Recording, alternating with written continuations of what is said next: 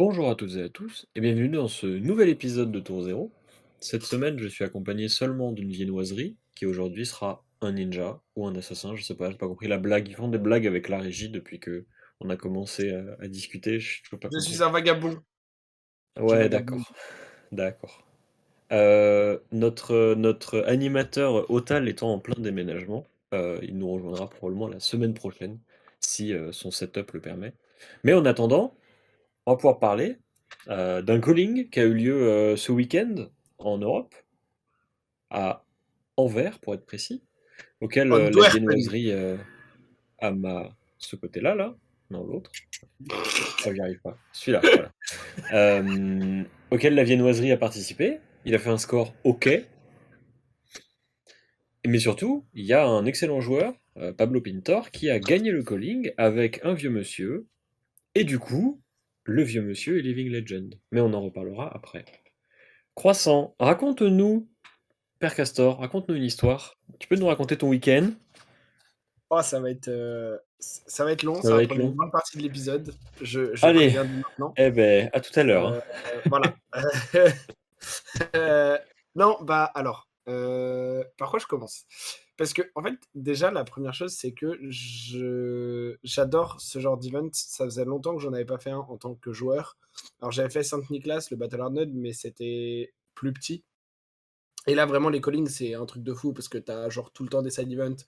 T'as tout le temps, entre les arbitres que je connais, les joueurs que tu connais qui viennent de Paris, d'autres endroits de la France, les casteurs, les machins, t'as tout le temps des gens à voir, des trucs à faire, des gens avec qui discuter, et c'est incroyable. Enfin, il y a une ambiance où, genre, tu fais tout le temps un truc et t'as tout le temps l'impression.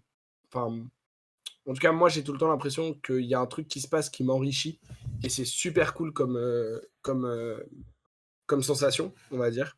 Donc déjà, Mhm. j'étais super content, ne serait-ce que de genre d'être à l'event et d'y être en tant que joueur parce que bah t'apprécies ça différemment. J'aurais adoré y être aussi en tant qu'arbitre, hein, évidemment, mais t'apprécies ça différemment quand même et c'était vraiment super cool.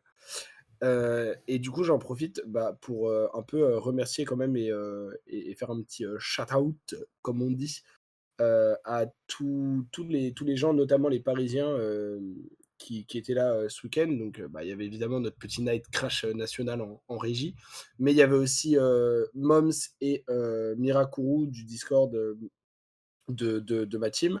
Il y avait toute l'équipe parisienne qui se reconnaîtra.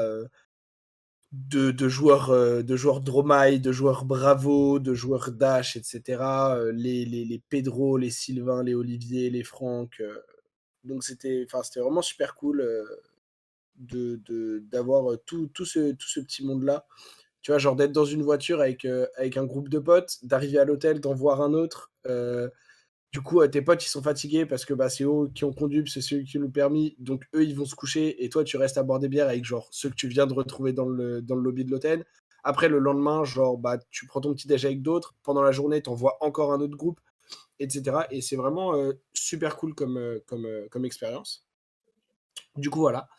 Heu, Après, du coup, plus spécifiquement par rapport au tournoi en lui-même, du coup, donc calling, donc j'arrive le vendredi soir. Moi, d'ailleurs, je pense que j'aurais apprécié d'arriver le vendredi et de profiter un peu des événements du vendredi, mais c'était un choix, notamment financier, d'arriver un peu plus tard. Du coup, donc calling, 8 rounds en jour 1, fallait faire X2, pour passer. Spoiler, je n'ai pas fait X2, donc je ne suis Ah pas le beauf passé. quoi. De ouf. J'avais pris la décision de jouer Kano, même si je m'attendais à ce que ce soit une méta un peu plus hostile pour moi qu'au Battle Arnold de Saint-Nicolas. Il y avait quand même pas mal de match-ups sur lesquels j'étais confiant. Cela étant dit, petit problème, sur 660 joueurs au calling, il y avait 96 Dromai. Et C'est un t'en as gros chiffre. tapé trop. Ouais, on va revenir après en game par game, mais Et tu vois spoiler ce qui est alert, formidable? j'ai joué un peu trop de Dromai. Ce qui est formidable, c'est que genre, Knight à la régie, qui a été au calling avec un ninja en mode je vais bourrer toutes les dromailles du monde, ça va être trop bien. Il en a croisé une. C'est Toi, tu ça, joues un deck qui a un mauvais match-up contre Dromite, t'en as croisé 3. voilà. Voire plus. Non, 3. 3, 3, 3. Non, c'était Stylé. déjà suffisant, c'est bon, ça va. Mais en gros, d'où le fait que maintenant je suis un main ninja parce que j'en ai marre de perdre contre des dragons. Mask of Euh, Momentum, là, let's gong. Exactement. Stonks, piocher des cartes en tuant Killoria, broken. Non, Mm. donc en fait, enfin, j'avais envie de jouer Kano déjà parce que je m'attendais à moins de Dromai que ça quand même. Enfin, en gros, pour ceux qui ont vu un peu la représentation des héros du calling, ça donnait 131 Lexi, 96 Dromai de mémoire, une soixantaine d'Oldie, mais genre une quarantaine de Katsu. Je m'attendais pas à autant de Katsu du tout. Pour moi, c'était un deck qui était pas genre considéré, mais apparemment, c'est une bonne réponse à Dromai. Enfin, ça on le sait, mais du coup, ça a été considéré pour ça. Je m'attendais à plus d'Oldim et moins de Dromai, donc en fait, que ce soit un peu inversé, et genre ce nombre-là de Lexi environ. Mais du coup, bah, je me suis un peu fait punir pour mon choix de deck. Même si je le regrette pas parce que j'avais pas forcément quelque chose de prêt et sur lequel je me sentais à l'aise et que j'avais envie de jouer qui aurait été mieux contre Dromai. Donc, l'un dans l'autre, voilà, faut que j'accepte que c'était un event où j'avais envie de jouer un deck qui me faisait plaisir. J'avais envie de jouer Kano parce que je suis à l'aise dessus, parce que je connais mes match-ups, parce que je connais mes siding patterns et tout ça. Et du coup, let's go. Euh, du coup, donc, round 1, je tombe contre. Attends, c'était quoi en round 1 déjà? Fuck. Je me souviens plus, je sais Et qu'en il a round. oublié. Ah si, bah si, justement. Round 1, je tombe contre Usuri. Et d'ailleurs, je le sais pas à ce moment-là, évidemment, mais un très bon joueur de la communauté de Munich, qui a notamment Viet Pham, si je dis pas de bêtises, dedans, un joueur qui a fait top 8 ou top 4 au Worlds.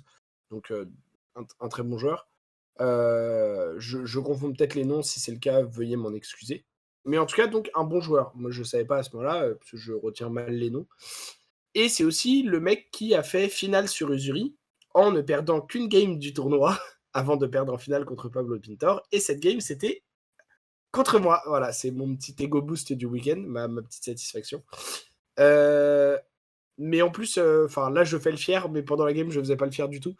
Parce que en gros, genre, bah, il jouait très bien et il est Ouais, plutôt t'as un bien peu sorti. claqué des fesses, je crois, non? Genre, t'as gagné, Ouais, mais.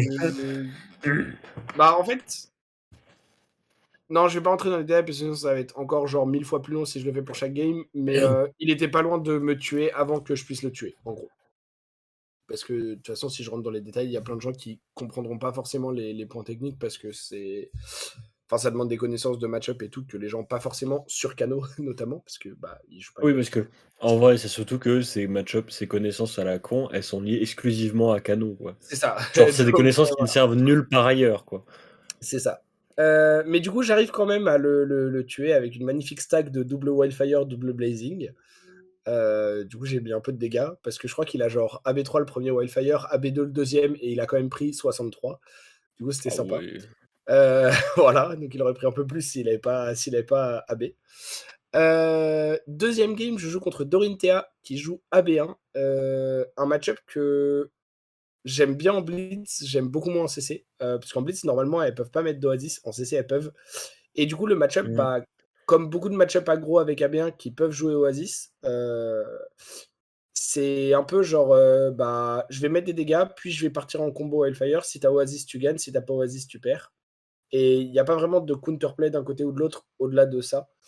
Du coup, c'est un peu. Enfin, c'est le genre de game qui peut être très vite frustrante. Et c'est bien tombé pour moi cette fois-ci parce que quand je suis parti, il n'avait pas Oasis, alors qu'il en jouait bien 3 dans le deck.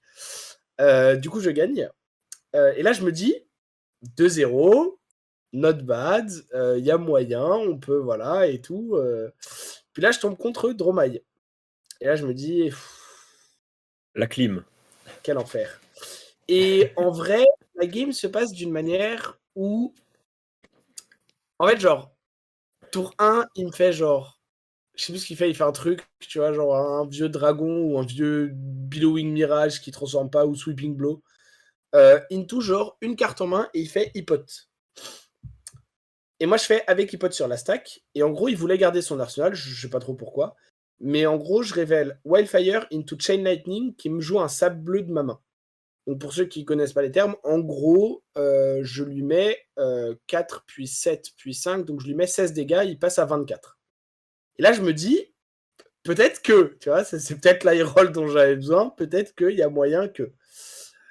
Je remets un peu de dégâts pendant mon tour, il met 1 ou 2 cartes de sa main et en fait, genre Furnace dégage tellement de ressources, plus il a un Oasis, plus il a Rexy Amber, qui fait que, bah, du coup, je perds. Voilà, Mmh. Stephen. Mais j'étais vraiment pas super loin. Parce que je crois qu'en plus, en gros, genre sur mon tour de létal, il y a genre j'ai une séquence qui tue si, en gros, j'ai 3 cartes sur le top de mon deck qui, si elles sont dans n'importe quel autre ordre que l'ordre dans lequel elles étaient, je gagne la game. Du coup, Mmh. un peu dommage, mais bon, voilà, c'est un match-up avec de la variance. Ça arrive, je me dis: «Bon, 2-1, j'ai touché ma Dromite de la journée, je peux encore». 2e Dromite d'affilée et en Aïe, aïe, plus, aïe.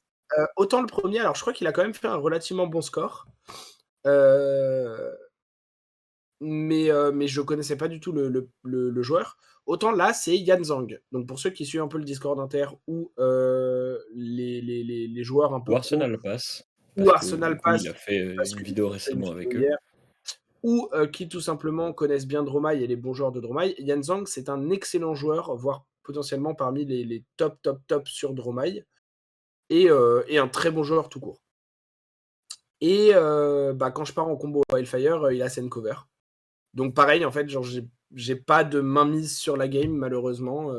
Et là, je me dis bon, 2-2, ça me casse les couilles de tomber sur 2 Dromai d'affilée. J'ai utilisé mes 2 jokers, mais bon, peut-être que. Round 5, je retombe contre Dromai. Et là, je vais, Ouais! vas-y, nique sa mère, je vais aller faire des side events. Et en fait, je pense que mon adversaire, il avait pas trop envie de la jouer parce que. Alors déjà, je lui dis, c'est pas contre toi, mais casse les couilles, parce que c'est mon 3e Dromai d'affilée. Et après, genre, il me fait oh, tu sais, moi, de toute façon, je m'en bats les couilles des games, parce que je prends un avion demain, je peux pas être là demain et tout, machin. Et je sais pas si c'est ça qui l'a fait sous-jouer ou pas, mais genre, enfin, en gros, genre, tour 1, il pitch 2 Temailles au lieu d'en Arsenal 1. Et tour 3, il pitch un Send Cover au lieu de l'Arsenal. Et du coup, bah, je gagne. Genre, Mmh. vraiment. Enfin, vraiment, en fait, Ouais, c'était il un m'a peu dit, gratos quand même. tiens, j'ai les 3 cartes qui te counter, on va pas les jouer, on va pas les Surtout qu'en plus, garder, c'est pas comme on va s'il les avait genre virer. juste Send Cover quoi. Parce que les Et genre, listes, récentes, enfin, elles jouent que des Send Cover et des Respike. ouais, Ça ouais, joue non, plus mais. Temaille. Et du coup, c'est Enfin, bref. vraiment genre: «Ouais, vas-y, j'abandonne». Ouais, Alors non, que mais je c'est joue ça. l'attaque ultime, mais ouais, feu. C'était un peu bizarre comme feeling, du coup. Et j'étais en mode, bah. Ok. Je Mmh. prends. Et donc là, je me dis, 3-2, peut-être que. Et là, je perds contre un Holdim. Et là, je me dis, bah, Holdim, c'est un match-up que je maîtrise, qui est bien favorable pour moi et tout. Il y a moyen. Et en fait, c'est un Holdim qui a une très bonne sortie et qui m'aggro beaucoup, beaucoup, beaucoup, beaucoup. Qui aussi a gagné le toss et me fait start, je crois, ce qui change des choses dans le match-up aussi. Non, pardon, je gagne le toss, je le fais start. Il start avec Endless Winter et j'ai une main full rouge et jaune. Avec en plus genre Wildfire, Blazing, Tom et Lesson. Ouais, tu pas Donc pour envie ceux de qui connaissent défendre. Kano, genre vraiment que des cartes que tu as envie de mettre en stack, mais pas de bleu pour commencer la stack, pas de bleu pour lui mettre des dégâts et tout.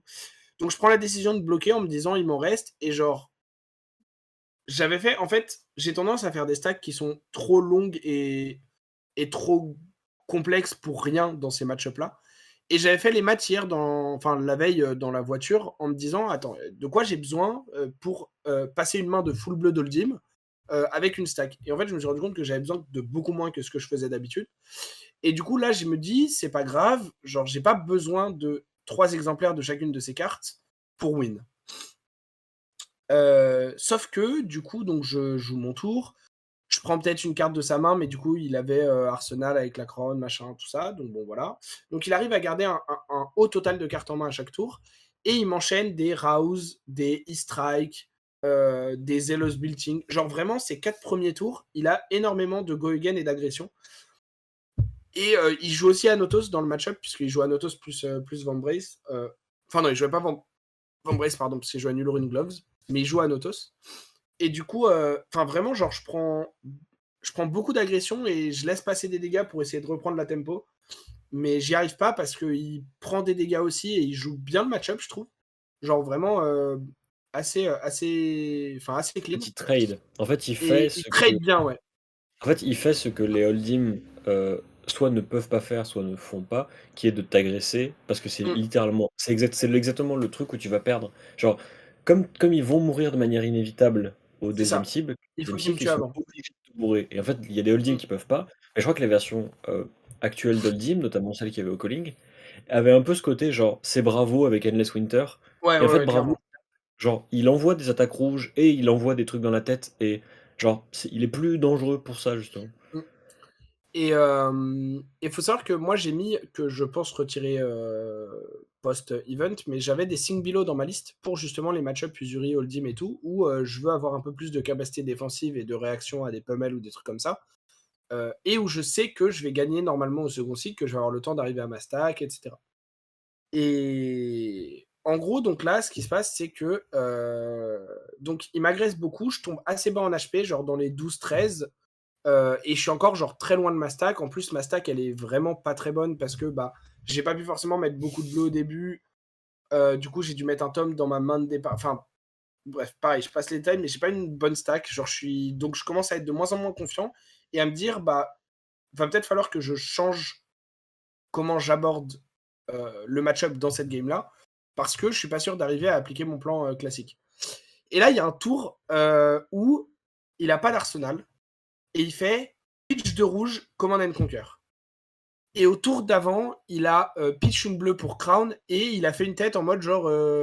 Enfin, ma supposition, c'est que sa dernière carte en main, c'est pas une bleue. Et moi, dans ma main, j'ai genre 3 bleus, un truc, genre un Tom of Yendal ou un truc comme ça, et un Aether Wildfire en arsenal. Et il faut savoir que cet Aether Wildfire est mon dernier, puisque vous vous souvenez, j'ai bloqué avec un au tour 1, Et t'as enfin au tour pitché 0. l'autre. Et non, j'ai pas pitché l'autre. J'ai dû jouer l'autre parce qu'il y a un tour où, genre, pendant mon tour, j'ai fait pitch bleu pour Cano, j'ai révélé un Wildfire. Et dans ces cas-là, t'es souvent malheureusement obligé de le jouer parce que sinon, juste, tu passes ton tour à rien faire. Tu lui laisses à nouveau une full main et je voulais reprendre la tempo et forcer des cartes de sa main. Mhm. Du coup, c'était mon dernier. Donc, je réfléchis longuement et je me dis, je prends la décision, je go. Je pars maintenant parce que de toute façon, si la game redure après, j'ai pas besoin de mes Striders pour tuer avec une stack. Je peux toujours, vu qu'il trade, il sera bas en HP, donc je peux toujours essayer de faire une stack avec autre chose que du Wildfire, mais des Blazing à la place et tout, machin. Et ah oui, non, pardon. Non, non, pardon. Je décide de go parce que c'est ça en fait, le truc en plus. C'est parce que en temps normal, j'aurais juste double bloc le CNC et joué un spell pendant mon tour. Sauf que là, ma main, c'était Tom of Yendal, une bleue Potion. bloc 3 et 2 potions. Du coup, je Aïe, ne aïe, peux pas aïe. bloc CNC. Ou alors, je donne tunique. Mais je voulais pas donner tunique parce que je sais plus mon raisonnement. Et donc, je me dis, je prends la décision de partir. Je fais pitch bleu avec une potion pour toujours avoir la possibilité, si je vois rien, de potentiellement bloquer quand même en donnant la tunique ou juste en préservant des points de vie.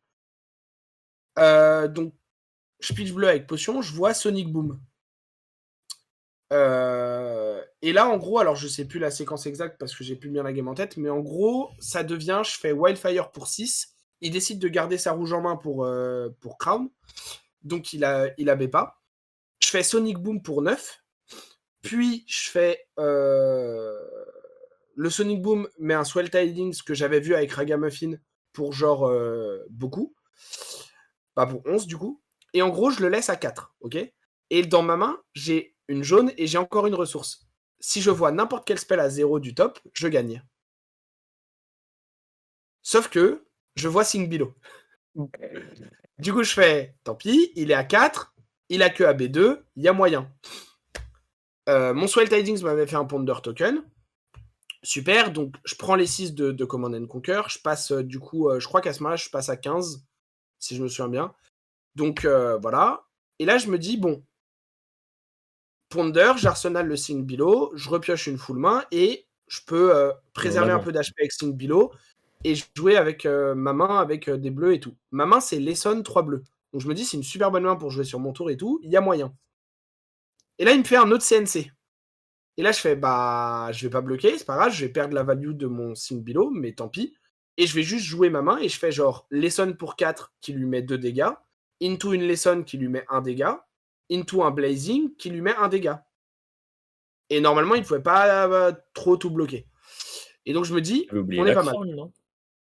Oui, mais en fait, s'il crown, il enlève 3 sur Lesson et je peux juste genre aller chercher un tome ou un truc comme ça pour 10 plus ou genre un Hater Quickening pour 4 ou tu vois?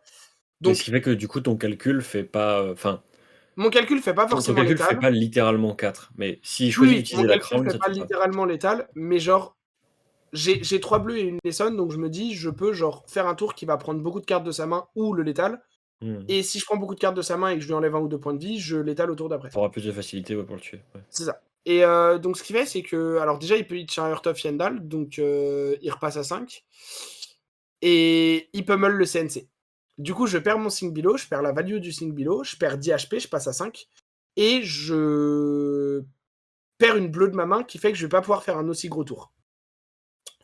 Du coup, je fais Lesson, je crois qu'il crown, il non, parce que du coup, je crois qu'il a pas de carte en main pour crown, heu, enfin pas de carte en main pour Arsenal, enfin bref. Il prend genre un peu de dégâts, je fais un tome, je pioche 2 bleus, je révèle un Prognosticate bleu, je le mets.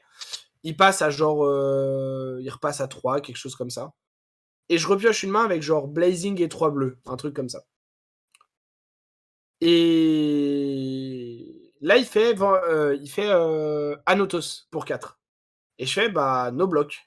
Et là, il fait Pummel. Et du coup, bah, je vais mourir. Et donc, je me dis, bah, j'ai 3 bleus, ou même, je crois que j'avais une main 4 bleus. Et donc, je me dis, bah, j'ai 3 activations de canaux pour trouver un spell qui tue. Première me donne un bleu 0 cost, deuxième me donne un bleu 0 cost, troisième me donne Edict, donc je perds la game. Et le canot suivant, c'était Aether Spindle rouge, qui du coup était littéralement létal. Parce qu'il n'avait pas d'arsenal, donc ça lui mettait 2, enfin ça lui mettait forcément Et 3. c'était pas ta stack, on est d'accord? Non, non, c'était pas ma stack, j'avais mélangé avec les Sons et Oui, tout. ouais, Non, non, c'était au c'était pas pif, ouais. du tout ma stack. Donc c'était juste bah, unlucky. Genre unlucky sur le Sing Below, unlucky sur le follow-up CNC Pummel qui me cuck, into unlucky sur genre 3 reveals de canaux qui me donnent pas un spell qui tue. Donc pareil, ça arrive, j'accepte, je suis un peu dégoûté, mais je me En dis: vrai, «Bon, tant pis». ce qui est bien, c'est que c'est pas une défaite, enfin, genre, c'est moins une défaite liée à des erreurs que tu aurais faites, Mmh. c'est-à-dire que des erreurs, genre, criantes, tu Ouais, vois? Plutôt qu'à, bah, juste ton adversaire a eu une variance qui était en sa faveur, toi, tu as une variance qui était en ta défaveur. en vrai Il a joué le match-up d'une certaine manière qui t'a mis en difficulté, ouais, genre en en vrai, vrai, ça m'a l'air d'être une défaite qui est OK, genre, je pense que le je sais tour où pas. je fais Haters, Wildfire et Sonic Boom et où quand je ragamuffin pour voir ce que je vais Sonic Boom ou ce que je peux piocher ou quoi, Mmh. je vois un Swell Tidings que je décide de le remettre au-dessus et de garder Tom en main. Je pense que je dois mettre Tom au-dessus, garder Mais le c'était Tidings en main, Aetherwind ou Fiendal? Fiendal. Ah, mais du coup, Et ça je marche pas dois sur pitcher Boom? pour Cano. Oui, non, mais je dois pitcher pour Cano Ah, avant le boom, jouer le Fiendal, piocher 2 cartes de plus, révèle un spell avec boom qui, même s'il met moins de dégâts que Swell Tidings, oui, genre tu 4 de moins par assures exemple, un follow-up après, m'assure potentiellement un autre spell et ça tuait probablement. mais tu aurais pioché Sing Below et Mais si j'avais, et genre, si j'avais pioché Sing Below et un autre truc, ou si le Sonic Boom avait révélé le Sing Below, voilà. Donc, je pense que c'est une petite erreur de ma part, mais en fait, j'ai genre, l'impression que j'ai été j'ai très l'impression que unlucky dans la. ton erreur, elle est enfin, on peut aussi l'associer à l'idée que tu as, mis en place dès le début de la partie un plan de jeu qui du coup intégrait très bien les Sync Below, parce que c'est une Ouais. excellente arme pour ce plan de jeu-là, qui est de préserver une carte importante, préserver tes points de vie, avancer Mmh. dans ta stack et tout et tout. Et en fait, tu as été mis en difficulté parce que ton adversaire, lui, a présenté une réponse adéquate à ton plan de jeu. Ouais, ouais, ouais. Parce que si ton plan c'était on pionce et je te tue à la fin, ce qu'aurait fait 95% des Hold'em, parce qu'ils ont pas les armes pour te bourrer, Mmh. bah lui il a dit non, non, je vais te taper dessus en fait, parce que Ouais, mon deck ouais, clairement, est adapté pour te taper dessus. Et du coup, clairement. en vrai, ça a ce côté genre, bah, il a fait ce qu'il fallait faire dans le match-up. Du coup, il t'a mis en difficulté assez vite. Et en fait, peut-être que ce que tu aurais pu faire, c'était switch très vite sur un autre plan Mmh. pour jouer. Bah, en fait, pour jouer comme contre Bravo, en fait. Les Ouais, trucs que tu ouais. disais, où genre, contre Bravo, t'attends un peu de voir ce qu'il fait. S'il pitch tac, tu pitch tac. Et Mmh. genre, s'il décide de jouer le tempo un peu mid-range, genre il joue des cartes et tout, bah tu le punis sur une ouverture. Ouais, non, mais Parce c'est qu'il y a un clair. monde où tu aurais beaucoup plus pu profiter d'opportunités sur une ouverture. Mais tu pouvais pas savoir en side-down, donc tu pouvais pas savoir que les Oui, et syncs puis et puis là, c'est aussi t'ennuieraient. enfin, en fait, plus j'en parle, plus je me remémore la game et je pense que même à au moment où je pars, avant de partir, j'hésite longuement à me dire, enfin, je suis toujours sur l'envie d'arriver à ma stack et Mmh. je pense que je peux toujours y arriver. C'est juste que il me fait un CNC quand j'ai mon dernier Wildfire en arsenal et que je peux pas bloquer le CNC. Mmh. Du coup, ça me force dans une mauvaise décision et une mauvaise situation et derrière, en fait, du coup, bah, je peux plus jouer pour une stack sans avoir de Wildfire, plus vraiment et en ayant pris genre les 6 du CNC. Derrière, du coup, je prends la décision de tenter de le kill avec ma main, donc de reprendre 6 sur un CNC. Il pummel, donc je passe à 5 et là, je peux plus rien jouer du tout parce que voilà, Mmh. j'ai plus du tout d'open. Bah, ouais, tempo, l'arme CNC pommel, ouais, Voilà, casse la tête. donc entre guillemets, c'est comme ça. Je pense que j'ai peut-être fait une ou 2 erreurs ou plays discutables sur cette game, mais je pense avoir été principalement unlucky. Ce qui est un peu dommage parce que j'avais déjà été unlucky 3 fois de suite en tombant contre des Dromailles. Mordant des drôles. Ouais. Du coup, voilà. Donc, contrairement au Battle Arnet de Saint-Nicolas où j'avais eu de la chance sur mes pairings et tout ça, là, beaucoup moins. Du coup, voilà. Je me dis quand même, à ce moment-là, en fait, j'ai plus trop envie de faire des side events et je me dis: «Il reste que 2 games, je vais essayer de les gagner pour, mon ego et faire 5-3 pour être en Mmh mh. positif». Parce que c'était mon premier calling en tant que joueur, et du coup, c'était la première fois que j'étais à ce niveau de compétition en tant que joueur et du coup, genre, j'avais envie de me prouver aussi un peu que, genre, je pouvais être en positif malgré des trucs défavorables. Parce que en vrai, les 3 games que je perds, je pense que je fais peu d'erreurs dedans, voire pas du tout, et qu'elles sont principalement, enfin, c'est en grande partie des games que genre juste je peux pas gagner. Alors après, on peut estimer que c'est à cause de mon choix de deck ou de choix de side comme le Sin Below, etc. Il y a des trucs que j'aurais pu faire avant qui auraient pu plus m'aider pour le tournoi, évidemment. Mais dans les games, à partir du moment où je m'assois à la table avec Kano et tout, je pense que je peux pas faire grand chose de plus et que voilà, faut que j'accepte. Du coup, la round d'après, c'est encore un Hold'em qui rejoue assez agressif, mais qui cette fois-ci, en fait, bah, du coup, je m'adapte mieux et j'ai, on va pas dire plus de chance, mais moins de malchance sur mes reveals et donc je le tue. Genre tour 4, je crois, parce que bah, du coup, il tape out et genre je réponds avec Wildfire et j'ai. En fait, j'ai des lignes qui sont beaucoup plus fluides et beaucoup plus smooth et du coup, genre. Enfin, en fait, je suis pas forcé de partir dans une situation où je suis pas confortable, mais je décide de partir dans une situation où je suis confortable et je révèle pas un random sync below du top et du coup, je win la game.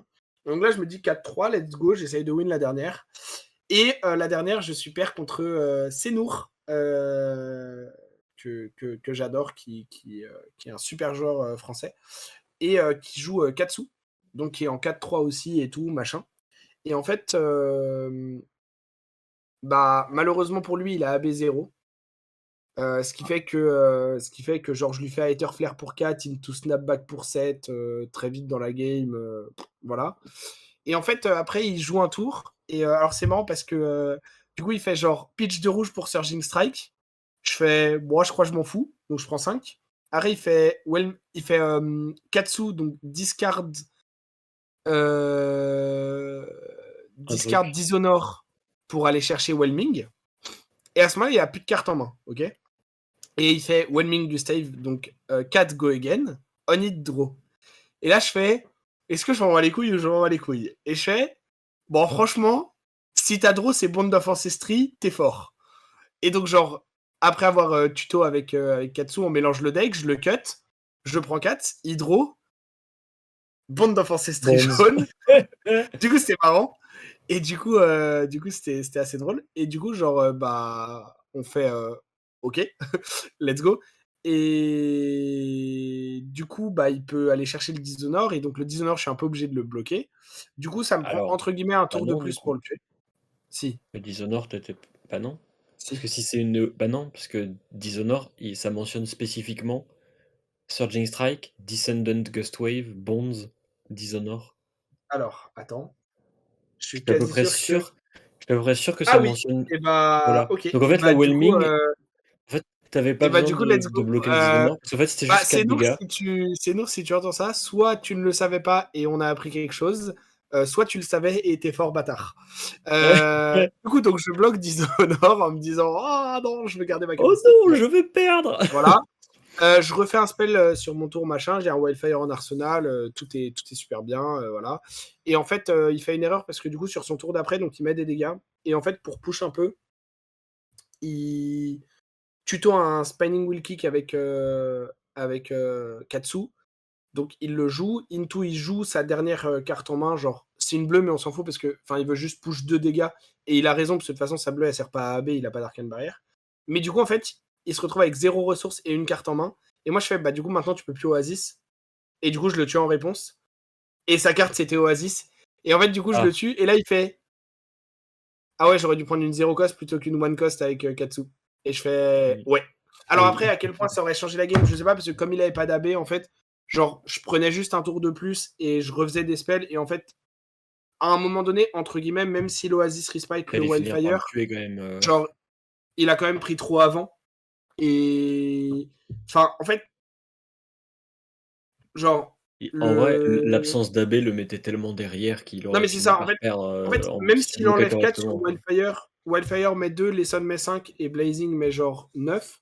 Et du coup, ça fait quand même genre 16 dégâts. Et le truc, c'est que 16, ça paraît peu, mais enfin, genre, je lui avais mis 11 au premier tour. Into, genre, j'avais remis, je crois, 5 au tour 2. Donc en fait, bah, il était déjà. Enfin, genre, j'aurais été 8 off. Sauf que là, du coup, je pouvais reprendre un tour où je lui mettais des dégâts avec une full main into mon tour de Wildfire sur son tour quand il essaye de me tuer. Donc je pense que ça aurait pas fondamentalement changé la game. Parce que comme je m'attendais au respite, je serais pas parti. Donc ça m'aurait pas puni, entre guillemets, au sens genre, ah, t'es parti en combo? Bah non. Et du coup, maintenant, tu vas devoir galérer pour me tuer sans Strider, sans Arsenal, sans rien. Donc je pense que ça aurait pas fondamentalement changé la game. Mais c'est vrai que bah, pour lui, c'était un peu dommage de finir là-dessus. Mais du coup, moi, je finis en 5-3, donc je suis très content.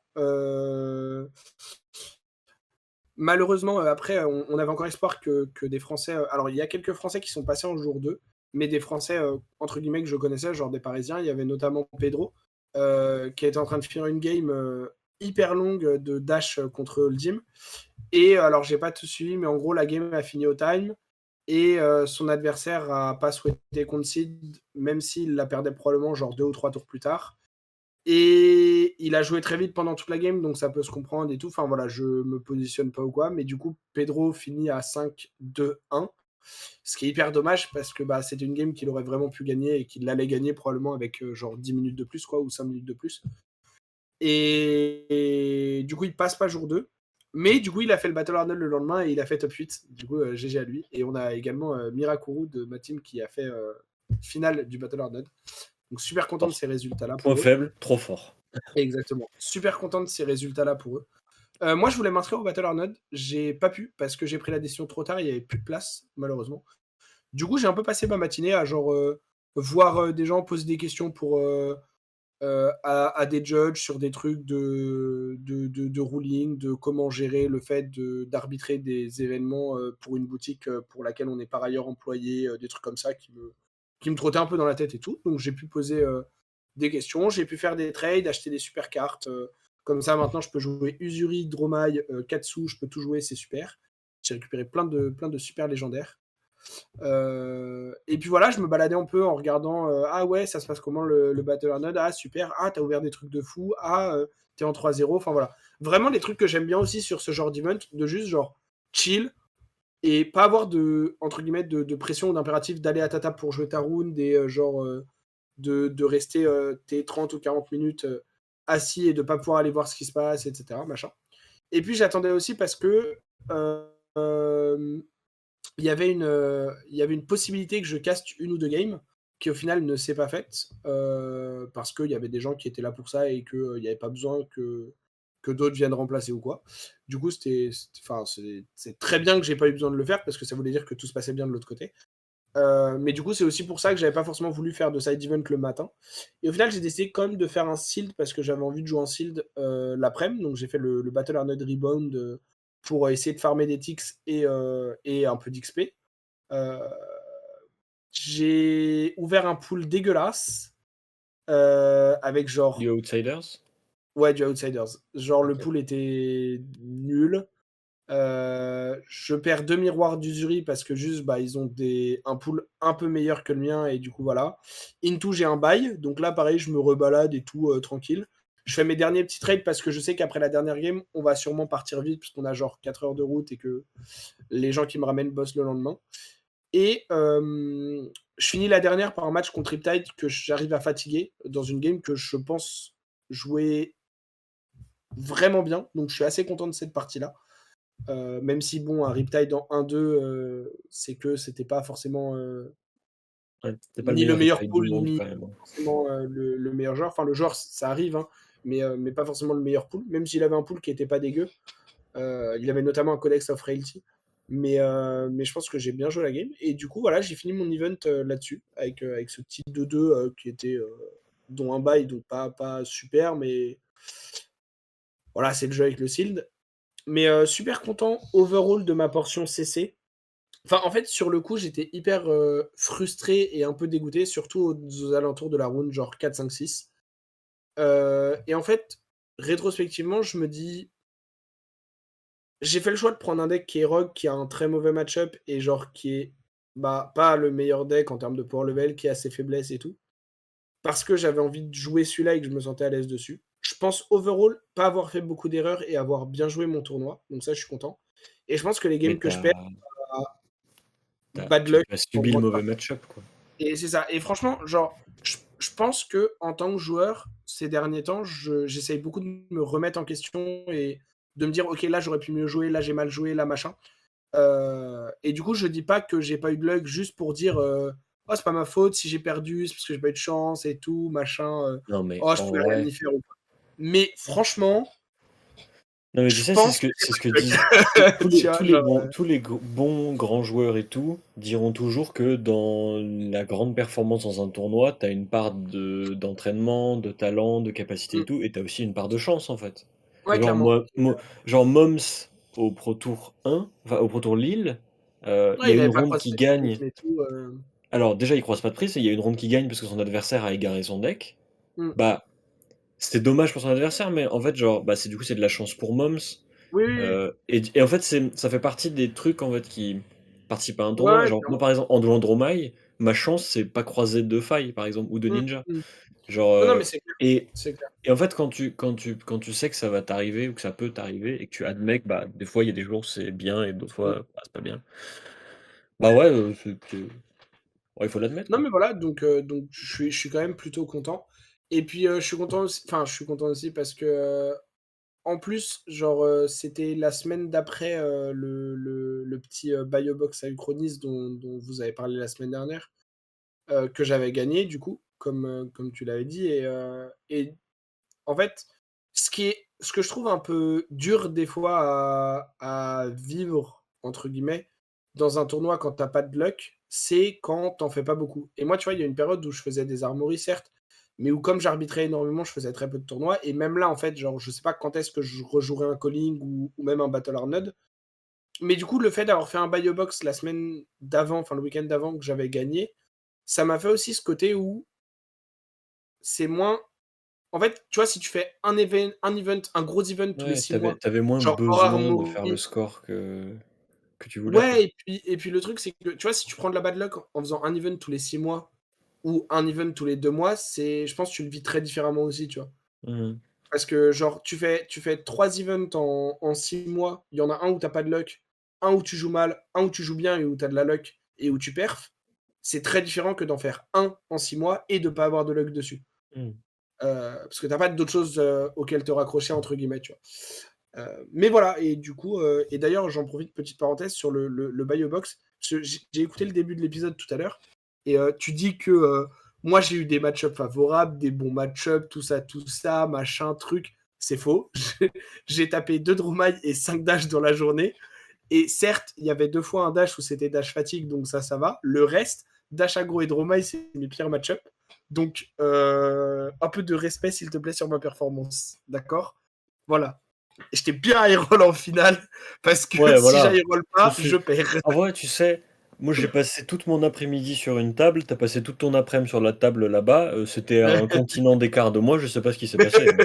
C'était Moi un je faisais ma vie continent dans mon coin, je galérais ma race avec le deck que je contrôlais pas là, Tu Mais faisais d'ailleurs, des c'est tonalités formidable sur parce des que Mask of le Momentum. deck, le deck que je joue là actuellement, j'ai trouvé un guide rédigé par Yan Zhang et tout. Et, la première phrase du guide, c'est Disclaimer, ce deck a été fait et ajusté pour la méta du Pro Tour. Il sera peut-être pas ouf dans vos armories locales. Je suis en mode, je vais peut-être Mmh. remettre en question certains choix. Du coup, Bah, non, peut-être mais que je vais l'adapter un peu. surtout que dans la vidéo, il dit lui-même, un truc du genre, J'ai même pas Dromai, eu le c'est temps pas d'écouter la vraiment un vidéo.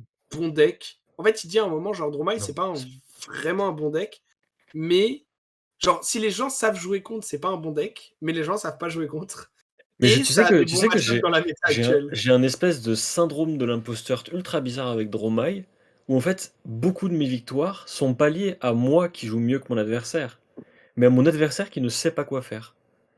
Genre, je joue des dragons, Ouais, mon adversaire panique et il m'attaque. Et du coup, je suis en mode, OK. bah ok.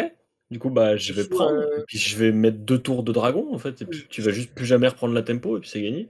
je joue des Et trucs genre Usuri, ouais. Mais du Usuri, coup, c'est genre, outskill ton adversaire. mais du coup, ouais, mais du coup, genre, je suis en mode, bah, vas-y, tu sais, des fois, genre, je gagne avec Dromai et je suis en mode, mais est-ce que j'ai vraiment gagné ou est-ce que c'est juste mon adversaire qui a perdu? Genre, pour moi, il y a vraiment une différence entre juste l'adversaire Ouais, qui fait des erreurs et genre, il perd, OK, et je suis moi qui d'accord. gagne parce que je joue mieux, tu vois? Il y a quelques games que je gagne parce que je considère que je joue mieux ou la variance est de mon côté et tout. Mais il y en a aussi pas mal où je suis en mode, bah, c'est-à-dire que je vais pas te dire pendant la game que tu fais des erreurs monumentales, mais vas-y, après je te le dis parce que ça casse la tête, quoi. Ouais, je suis d'accord. Mais voilà, du coup, ça conclut un peu le week-end du calling. Ah si, il y a une situation aussi, il y a un truc qui était vraiment très drôle. Le samedi soir, donc après le calling, on est parti en ville boire des bières. Parce que bon, on était quand même en Belgique, entre potes et tout. Donc on marche, enfin on va manger dans un fast-food, et puis après on marche un petit quart d'heure pour aller dans le centre, trouver un bar où il y a de la place pour genre 10-12 personnes et tout. Donc C'est tellement super. traquenard pour moi. De mon point de vue, c'est tellement un traquenard ce genre de Non, situation-là. franchement, non, non, Pire c'était truc. trop bien. Ah non, Genre moi, vraiment, moi, ça, moi, les ça pains pas m'angoisse ce chers, truc-là. la bonne bière, les pains pas chers, c'était cool et tout. Vraiment, genre, super soirée, on chill bien et tout. Trop bien, tu vois. Au moment de repartir, on se fait, genre, bah, avec du coup les pélos qui sont avec nous à l'hôtel. Donc il y a Moms, il y a Adrien, il y a Mathias, il y a Franck et il y a Olivier, tu vois. Et là, on est en mode, bon les gars, euh, 53 minutes à pied, 38 minutes en transport en commun. Donc, l'Assemblée générale décide qu'on rentre en transport en commun. On a mis 1 heure et demie à rentrer parce que on a pris 2 fois le tram dans le mauvais sens ou la mauvaise ligne. Et vraiment, genre, on était en mode full galère à trouver l'itinéraire. On ne comprenait rien à rien. Tout était écrit en je sais pas quelle langue. Oui, oui, c'est en flamand, parce que Anvers, c'est Ouais. dans la partie flamande de la Belgique. Mais du coup, c'était super drôle. Ouais, Parce que, bah, bah, genre, enfin, on a bien rigolé parce bah, qu'au vous moins, êtes perdu à on est Anvers, entre quoi. potes. Et genre, vraiment, c'est genre, on se trompe d'un truc, on descend, on retourne à un arrêt, on prend l'autre tram, on monte dans le tram, tu vois, ils ont fait, c'est bon. Tu vois, genre, Olivier, il a regardé, il est en mode, c'est bon.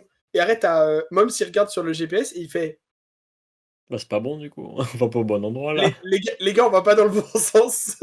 Genre, non, c'est pas bon. Et du coup, voilà. Donc, c'était très drôle et ça a bien aidé aussi à, tu sais, décompresser la journée, tout Ouais. ça. Enfin, c'était vraiment genre, comment expliquer? Genre, c'était hors des cartes, tu vois, et hors du tournoi. Et Mm. c'était trop cool aussi d'avoir Mm. ces moments où, genre, juste, Ça, là, tu rigoles, tu ça, chill et là, tout, c'est trop bien. ça, là, pour moi, grande source d'angoisse, hein. Vraiment, moi, tu me dis, on va aller se perdre dans la ville et peut-être trouver un truc, je suis en mode, oh là, non, je vais à l'hôtel, je dors, au secours. Mais c'est pour ça aussi, tu vois, que je me rends compte que les callings et ces événements-là, c'est des trucs que j'apprécierais énormément si je peux avoir mon confort, que ce soit genre le pays dans lequel je suis, Hmm. idéalement l'endroit où je dors et tout, parce que je suis tellement angoissé par rapport à tout le reste que Ouais, j'aurais ouais. du mal en fait à vivre ces événements hors du moment où je joue les cartes en fait. Hmm. Et c'est pour ça que genre à Lille c'était en France, du coup ça allait parce que je connaissais et on était bien entouré, tu vois. Mais mon rêve c'est qu'on ait un tournoi comme ça en région parisienne en fait. Ouais. Là ce Bah, serait. écoute, les Worlds à Paris, hein. Euh, Mais non, mais ce sera pas à Paris, qu'est-ce que tu racontes toi? mais comment ça, ce sera pas à Paris? Mais ce sera pas à Je Paris vous le gros, t'as dis. vu le prix d'une salle à Paris? Moi, je vous le dis, ce sera à Paris. Voilà. Jamais de la vie. J'en Après, ai en aucune vrai, idée, mais ce je sera à dis Valve. jamais de la vie, je trouverais ça incroyable. Mais c'est pas genre en plein pendant les JO, les Worlds? Non, c'est l'année Mais non, prochaine? les JO, c'est en 2024. Ah ouais, large. Ah, rien à foutre des JO. Rien à foutre. C'est du Bon, par sport, on contre, s'en fout du sport. mais Du coup, voilà. Voilà mon nous on calling. fait du sport aussi, nous. Du sport du cerveau, là. Oui, Ah ouais, sport du oui. cerveau. Mais du coup, à moi de parler maintenant. Enfin, de parler. Allez. En vrai, on va discuter d'un truc. Parce que du coup, ce week-end, il y a eu le calling avec des decklists intéressantes. FabTCG a mis les decklists en ligne. Donc en vrai, je pense que une des listes les plus intéressantes, effectivement, c'est la liste d'Uzuri qui a fait finale.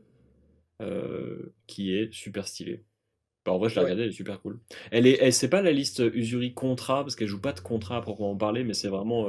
Le but du deck, c'est out value. Genre, toutes les cartes sont là pour faire de la value, et toutes les cartes sont un peu synergiques. Et genre, en vrai, je trouve ça super cool, dans l'idée. Et surtout, Pablo Pintor, qui est le premier champion de Proto, bah, a gagné le calling avec le vieux monsieur, avec Oldim. Du coup, ça veut dire que Oldim a suffisamment de En points pour faisant passer une les Living Legends. demi-finale qui est sur la chaîne Légendaire. de l'œil d'Ophélia Ah, mais et il qui se est l'est pas genre, vu. bah vraiment, regarde là. La vidéo elle dure Mais une heure, c'est mais quoi ça comme vaut le coup. match-up? C'est Oldim C'est Oldim? Ultim Lexi et la Ouais, game, c'est elle une est masterclass. incroyable. Genre, la game, elle est Après, incroyable. à quoi Vraiment, bon regarder regardez-la. une vidéo Genre, d'1 heure et demie sur un héros qui n'existe plus non, du c'est une coup? heure. C'est pas une heure et demie, c'est une heure. Et Ok. juste pour le plaisir du jeu, genre vraiment, la game est Ouais, je regarderai. trop bien à regarder. Genre, elle Hmm. est, c'est une masterclass. Voilà. Mais voilà, Les deux joueurs jouent trop bien, genre c'est trop stylé. ce qui est super amusant, c'est qu'on va parler du fait que Hold'em passe Living Legend sans Otal, alors que c'est vraiment genre un des principaux sujets de discussion d'Otal, qui est Qui Hold'em et est la méta, le Living Legend et tout. Mais du coup, je voulais savoir, qu'est-ce qui va se passer d'après toi? Parce que du coup, évidemment, comme Oldhim passe Living Legend et qui fait partie de ces héros qui vraiment genre façonnent les decks qui l'entourent, parce que tu es obligé d'avoir une façon de jouer particulière, un peu comme Prism à l'époque et tout, mmh, un peu comme Lexi actuellement. Bah, les gens sont en mode, qu'est-ce qui va se passer maintenant qu'il est parti? Donc t'as des gens qui disent, Kano c'est le meilleur deck du monde, vas-y c'est gagné, on va jouer que ça. T'as des gens qui qui dit disent, ça? en gros il y a des gens sur Twitter, c'est des allumés, hein. Et que T'as des gens qui disent Dromai c'est finito, au revoir parce que Oldhim checkait les agros et du coup bah, tous les agros vont revenir sur le devant de la scène et voilà. Et du coup je voulais savoir, qu'est-ce que t'en penses? Est-ce que finalement l'underdog de la méta c'est pas le Lévia, tu vois? non. Alors ça déjà, je peux dire que non. Merde! Cela étant dit, le premier point que je voudrais aborder quand même, c'est que, sauf si LSS décide de faire un ban announcement avant, le prochain est dû pour le genre 3 juillet, je crois. Ce qui signifie genre Ouais, à vive peine, là, vraiment même pas 2 semaines avant Dust Till Dawn. Et du coup, ça veut dire que Hold'em est légal jusque-là, pour vos RTN, pour vos armories et tout ça. Oui, oui, ça de toute façon ça bougera pas. Et donc, bah, sauf si LSS décide de faire un ban announcement avant, il En pourrait. vrai, je trouve que pour moi, Ce ils ont serait, pas je pense que ce grand-chose. serait pas ouf. Enfin, en Mais fait, s'ils le font juste après les Road to Nationals, genre vraiment, genre dernier week-end de Road, le lundi, bam, ban surprise, on dit que Oldhim est Living Legend, je trouverais ça ok. en Parce fait, que ça laisserait le temps ouais, ouais, à je se suis d'accord. préparer pour le reste, ça laisserait aux joueurs d'Oldhim le temps de s'adapter pour les nationaux, pour Je la suis saison qui d'accord. arrive et tout. Genre, bon, ils peuvent pas le faire pendant les Roads, parce que ça Ouais. sera vraiment un coup de pute. Mais Mmh. par contre, juste après les Road to Nationals, ça me choque pas, tu vois. Dire, Je bah je voilà, suis on a je toute suis la d'accord avec ça. data, Mmh. et idéalement Braillard et passe Living Legend, comme ça on en fait deux d'un coup et c'est réglé. Je suis d'accord avec ça. Le seul truc qui pourrait changer ça, c'est s'ils veulent faire un emergency ban sur Lexi. Ce qui est pas Oui, forcément une bonne idée non plus, mais ça pourrait, enfin, s'ils veulent le mais, faire, du coup, ils annonceraient en même temps, Hold'em. ouais. Mais du Mais coup, du coup, donc, il le ferait quand même après, il le ferait quand même mmh, après les, vu qu'ils comment l'ont dire, pas fait, après les roads en au fait. jour du mardi, je pense que oui, ils le feront pas avant. Mais bref. Donc tout ça pour dire que, du coup, a priori, la méta dans laquelle Hold'em n'existe pas, sera très courte. Enfin, la méta actuelle, moins Hold'em, sera très courte, avec genre 0 événement, je crois, dans cette méta, puisque, l'arrivée de Dust Till Dawn se fera très vite après et que comme on ne connaît vraiment rien pour le moment ou presque de cette extension, c'est très dur de projeter ce que ça signifiera. Maintenant, pour l'exercice théorique, qui peut quand même être intéressant, en oubliant et en mettant de côté ce que Dust Till Dawn peut apporter et faire bouger, genre, qu'est-ce que serait la méta actuelle sans Hold'em? Je pense que effectivement, ça gatekeepait pas mal les agros, comme deck, comme tu as dit. Donc on va peut-être revoir, du Faille, éventuellement du Braillard revenir un peu, Là-dessus aussi. du Katsu aussi qui a plus de enfin qui a moins de difficultés à exister. Ce qu'il faut savoir quand même, c'est que premièrement, Viscerai était déjà un deck qui était plutôt OK contre Oldhim. Faille, en vrai, c'était plutôt OK contre Oldhim aussi, si tu savais très bien jouer le match-up, et cetera. Enfin, c'était pas forcément genre un 70-30 où tu es en mode genre: «Ah non, Oldhim est méta, je peux pas jouer Faille». Du coup, en vrai, je pense que la réalité, c'est pas vraiment que Oldhim gatekeepait les agros, mais que Oldhim gatekeep les mauvais decks. Dans le sens où Oldhim est Et les tellement mauvais efficient joueurs. et Et les mauvais tellement bon joueurs, en vrai, avec surtout. Crown of Seeds, Rampart et tout, que les mauvais joueurs aussi, effectivement, que en fait, t'as des patterns qui sont genre au-dessus de beaucoup de choses. Et comme ils sont faciles à mettre en place, à reproduire et tout, et que genre ton deck tourne autour de ça, tu gatekeep très vite les trucs genre moins bons, juste parce que ce que tu fais est meilleur en fait. Indépendamment de genre, est-ce que ta stratégie est counter ou pas, juste t'es au-dessus en fait, t'es genre deux Et crans au-dessus, et mais donc tu vas gagner. il y a un truc aussi, c'est que Oldhim, c'est le seul héros qui incarne cette, stratégie qui est, on va pioncer concrètement, aller au deuxième cycle et tout et tout. Et le fait qu'il s'en aille et qu'il soit potentiellement pas remplacé, parce qu'on Hmm. sait pas comment, qu'est-ce qu'il va y avoir sur 2 skill down, ça se trouve il y a un héros qui va le remplacer mécaniquement, mais, on n'en sait rien pour le moment. Ça veut dire que du coup, il y a plus, en fait, dans le paysage de la méta, un deck fatigue, genre purement fatigue, tu vois? Dont l'objectif est pas d'aller à la fatigue, mais dont l'objectif est de pioncer, faire durer la partie.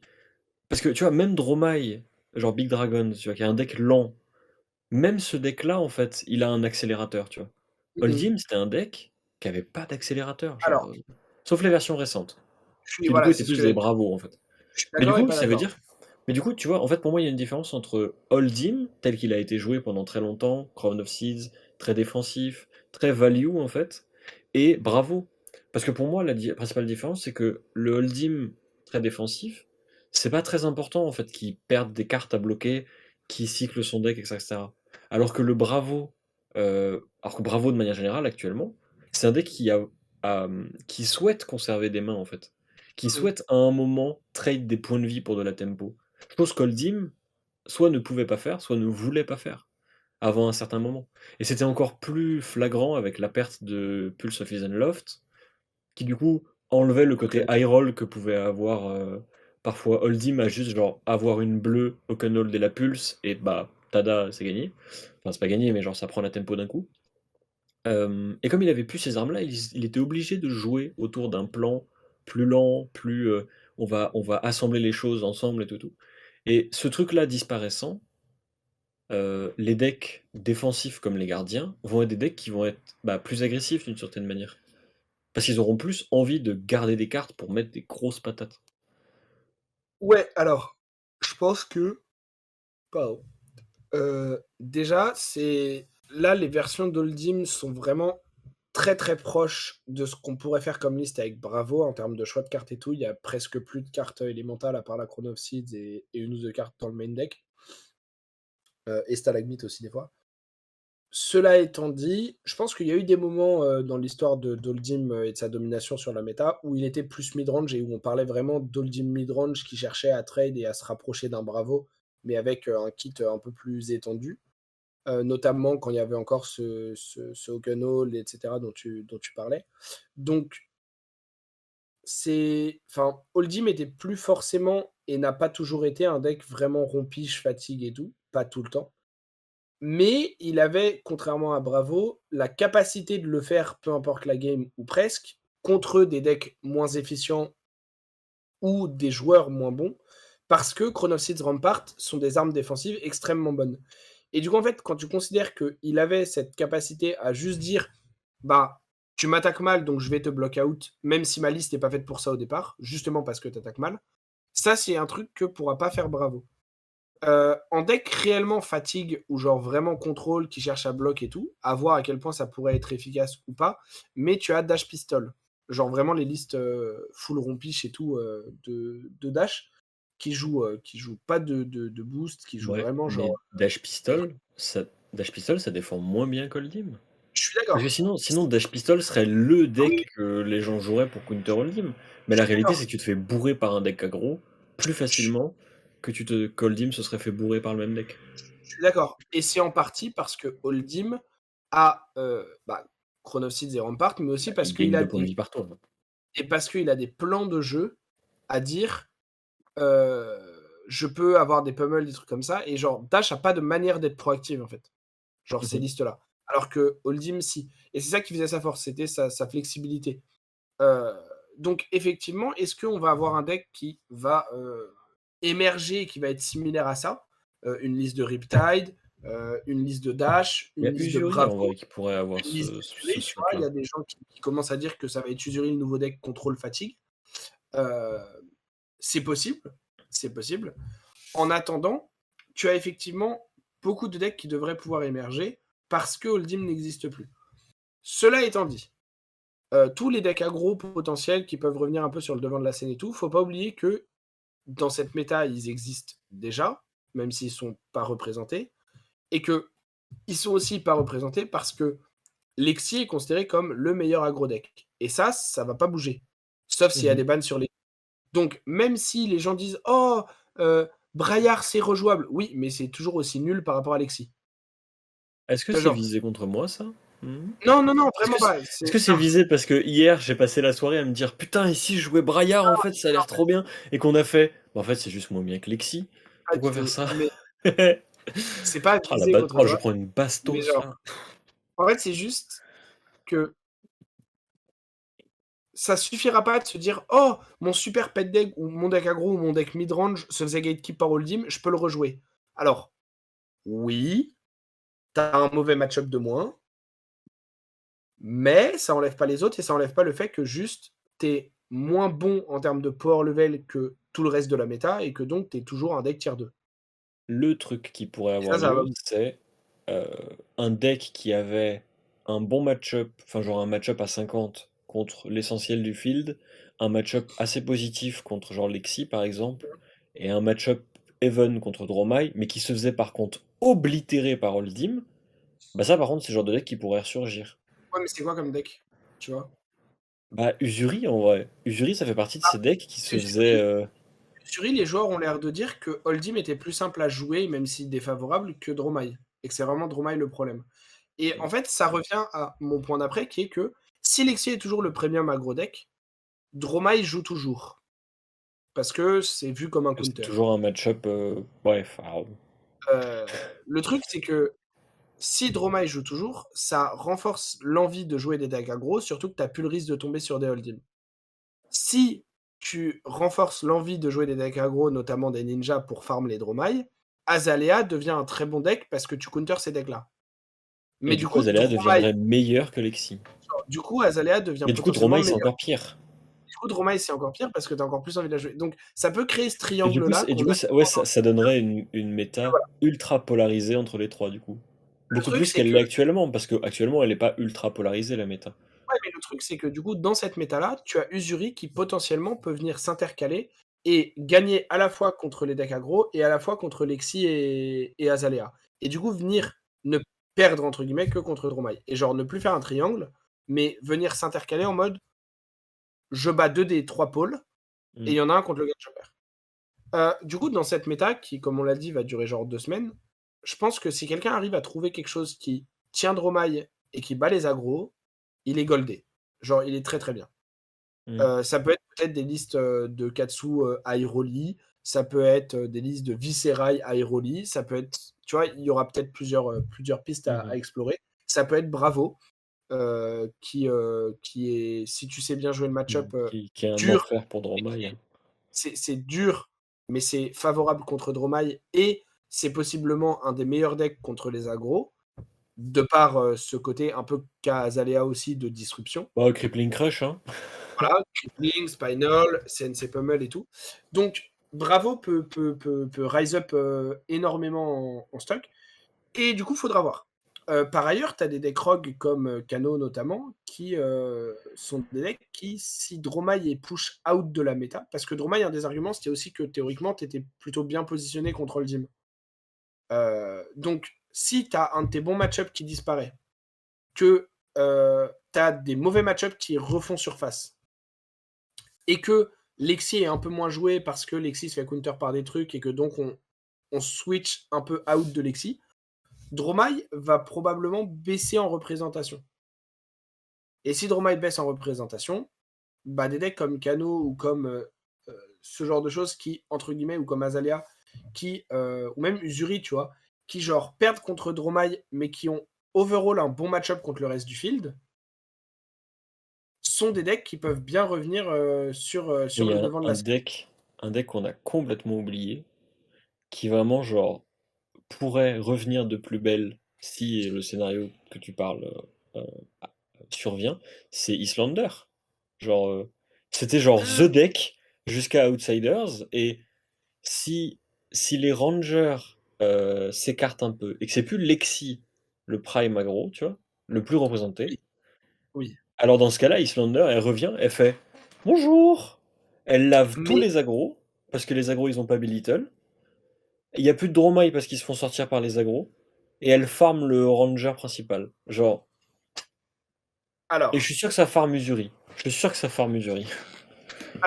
je sais pas à quel point ça fait mesurer, je pense que c'est plutôt bien. Le problème, c'est que Islander souffre énormément des inertia tokens.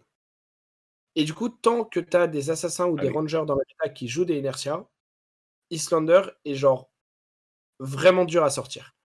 Parce Mais il n'y qu'en a fait, pas de Islander, inertia en ce moment. tu rigoles quoi. Enfin, bah, je Ça sais pas, fait j'en prends Azalea, jamais. elle joue full inertia. Ah ouais. Lexi, elle joue full inertia. Bah. Les Uzuri, elles Ou ont alors c'est de parce que l'Elexi le joue pas contre inertia. Dromai, mais genre, je vois Bah, jamais peut-être, mais, d'inertia. bah, peut-être, mais entre les inertia codex, les inertia shot, des fois les lace with inertia et tout, et aussi si Islander redevient un pick discuté dans la méta, ces cartes-là, si elles sont pas encore dans les listes, le redeviennent, tu vois. Mhm. Et en fait, le problème, c'est que tant que Lexi est considéré comme le prime aggro deck, que on est, enfin en fait, si on est dans une méta où Lexi est le prime aggro deck et où il y a des aggros, Azalea du coup existe pour counter les aggros et parce qu'elle est ok contre Lexi. Et du coup, t'as Usuri aussi qui vient parce qu'il counter les aggros et il est ok contre Lexi. Enfin, voire il counter bien Lexi. Et donc en fait, t'as 3 decks bien positionnés et pas mal représentés qui auront de quoi faire des inertias. Donc si Islander elle essaye d'entrer dans cette méta, ils Mhm. mettent genre 6 slots de sideboard dont ils ont plus besoin de control team pour mettre du inertia. Et Islander elle joue pas la game, tu vois. Parce que Mhm. Islander sans Arsenal, ça gère pas les aggros. Ouais. Tu vois. Donc je pense que Islander ça va être très dur pour qu'elle revienne dans la méta. Et je pense qu'en fait, Islander, un peu au même titre que Kano ou que d'autres decks comme ça, la sortie d'Oldim, si ça. Enfin, juste en factuel comme ça leur enlève un bon match-up. Mhm. Tu vois, qui était pas mal joué, pas mal représenté et tout. Donc, avant que la méta change assez pour remettre que des bons match-up au top, c'est-à-dire d'expulser Dromai, d'expulser d'autres choses et tout, et de remettre uniquement des bons match-up au top, il y a du chemin. Et en Mhm. attendant que ça arrive, la méta serait juste une méta où tu as toujours un problème avec Dromai, mais au lieu d'avoir genre sur les 3 top decks, 2 que tu bats, un que tu bats pas, tu as 2 top decks et tu en as un que tu bats pas, un que tu bats. Mais du Mhm. coup, c'est moins bon pour toi en termes de. Enfin, tu vois, Ouais. factuellement au niveau des maths et tout ça. Donc à voir. À voir. Mhm. Après, enfin, c'est marrant de le théorycraft, mais je trouve que c'est aussi, entre guillemets, très limité parce que, comme on a commencé par le dire, ça va durer très peu de temps et donc, en fait, enfin, Bah, c'est pas en vraiment fait, relevant. ce qui est amusant, c'est que un peu en blaguant, quand Braillard s'est approché du Living Legend, j'ai dit: «Imagine plus personne la joue et genre elle arrive plus à gagner le moindre tournoi et elle passe jamais Living Legend». Bah, en fait, on est dedans, hein, parce que ça fait genre C'est vrai, 3-4 banlists qu'elle c'est est vrai. toujours pas à Living Legend, en fait. Genre Viscera, il est en apnée, il sait pas ce qui lui arrive, genre, il va perdre Rosetta à un moment, il va bégayer. Mais du coup, genre, hem si Oldhim avait pas été Living Legend, mais que genre, tu sais, il lui restait genre 2-3 tournois à Mmh. gagner pour passer, peut-être qu'effectivement, genre, ce serait plus pertinent d'en discuter. Et en même temps, en fait, je trouve ça intéressant quand même de se dire que si Oldhim s'en va, c'est moins genre la méta telle qu'elle est qui va changer, que aussi tant qu'il a pas été remplacé, une façon de concevoir le jeu. Parce que Mmh. même si, on trouve que les Oldhim récents ne sont pas comme, était Oldhim avant, la réalité c'est qu'au quotidien, rencontrer Oldhim, affronter Oldhim, sa simple existence en fait conditionnait les decks à exister d'une certaine manière. Mmh. Un truc tout con, mais est-ce que ça vaut le coup d'envisager le fait qu'on aille à la fatigue maintenant? En fait? Bah, je Genre, tu pense vois que par exemple, genre Yuri Dromai, est-ce que c'est je est-ce pense que que, tu vois? mais oui, mais en fait, est-ce que tu as besoin de jouer 3 Remembrance, 3 Passing, Time Snap et Ghostly Touch en tant que Dromai par exemple, tu vois? Que tu jouais pour Oldhim en fait, que tu jouais pour cette façon de jouer. Et évidemment, c'est Ouais, un mais cas spécifique de side spécifique, mais en fait, ça correspond à une réflexion plus globale en fait sur le fait que Oldhim s'en allant et n'étant pas remplacé, pour le moment, mécaniquement, tu n'as alors, si un jour tu croises quelqu'un qui joue la full fatigue, bah, en tu fait, plus ce facilement sera en fait, c'est ça, genre et en fait, tu pourras interagir différemment avec. Genre, Dash mmh, Pistol qui joue full fatigue, tu peux la bourrer parce qu'en fait, il suffit de jouer un tour sur 2 et de la outvalue à un moment parce qu'il peut pas bloquer. mmh, Usuri qui essaie de te fatigue, tu mets des DR, tu bloques les trucs avec des on-hit et en fait, tu vas préserver tes cartes. ouais. Du coup, tu vois, je suis en mode genre, si d'autres decks veulent t'emmener à cet épuisement des ressources, ils le font différemment. Et surtout, c'est pas quelque chose qui a l'air aussi inévitable, parce que la réalité, c'est que Oldhim, il t'emmenait dans tes derniers retranchements en ne faisant rien. Genre, Mmh. Oldhim, ça patientait, tu vois. Ouais, ouais. La réalité, c'est que les autres decks qui veulent faire ça, ils sont plus proactifs, ils sont plus lisibles, tu vois. Oui, je suis d'accord. Je suis Et en d'accord vrai, là-dessus. moi, il y a un truc qui me rend heureux avec la disparition d'Oldhim, et je pense que je conclurai là-dessus. C'est que j'ai toujours eu la flemme d'apprendre le match-up avec tous les decks que je joue, et je suis très heureux de ne jamais avoir à l'apprendre. Parce que c'est le match-up qui me pétait les couilles. Avec Braillard, aucune envie d'y réfléchir. Genre quand on me dit ouais, il faut pitch stack, les exudes, machin, les CMH, il faut faire des stacks, machin, je suis en mode ah ouais, non mais gros, je joue Braillard, c'est pas pour réfléchir, hein, faut pas déconner non plus. Et genre avec Dromai, c'est pareil. Avec Dromai, je joue Ghostly Touch. Je n'ai jamais attaqué avec Ghostly Touch depuis que j'ai la carte. Jamais.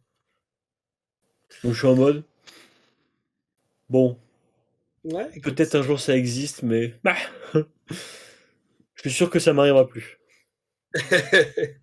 Mais c'est un Non, mais peu, tu vois, c'est un peu une parole de flemmard, tu vois. Genre, je suis en mode bon. ouais. Après, il y a effectivement ce côté où, est-ce qu'il y a un deck qui va réussir à se positionner, heu, comme un deck pouvant te block out, t'emmener à la fatigue si tu fais pas attention et tout? Sans parler de deck fatigue, mais un deck qui peut te bloquer de manière efficiente et qui a la possibilité, si tu set up trop pour passer ça, de t'aggro de son côté.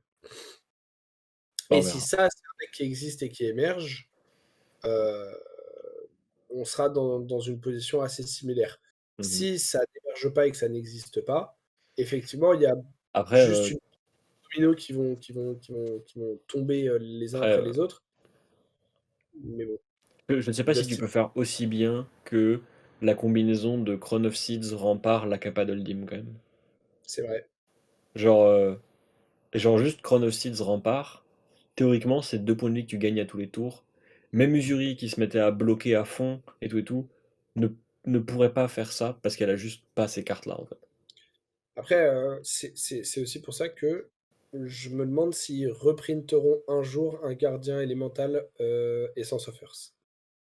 Mais bon, c'est une discussion pour une autre Ah, on vidéo. verra, on verra. Dust Till Down changera forcément des choses. Il y aura un illusionniste, pète les couilles.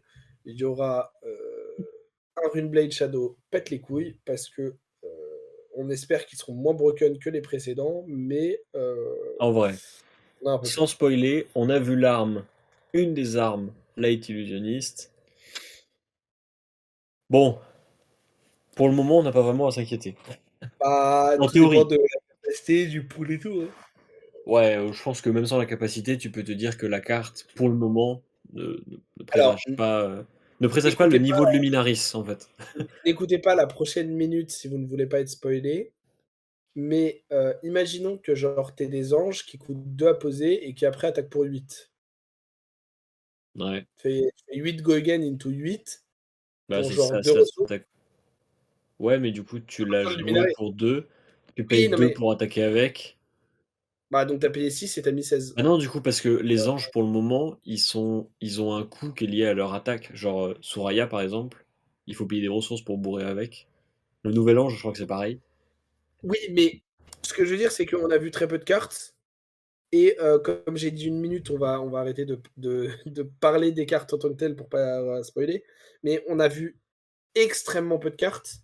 Et du coup, genre, Oui, jauger mais une arme sans connaître le pool et sans passant, connaître la capa de on héros. vient de passer 45 minutes à théoriser une méta qui n'existe pas sur aucun event à propos de la disparition d'un héros, en mode, vas-y, ça Tu sert auras à deux rien, il y a deux armories still qui vont se down, jouer. mais... Deux armories qui vont se jouer comme ça. Ouais, voilà, et t'as compris, ah, vas-y. Non, mais voilà, j'espère que Bon, Dust Till Dawn va apporter des trucs sympas, mais pas broken. bah moi aussi. Eh, il y a une Voilà, carte qui a été spoilée dans l'après-midi, franchement, elle me donne envie. Je la trouve super stylée. oui. En vrai, je l'aime bien. Mais bon, on n'est pas là pour ça. Maintenant, ce que je te propose, c'est de parler d'un deck. Euh, Vas-y.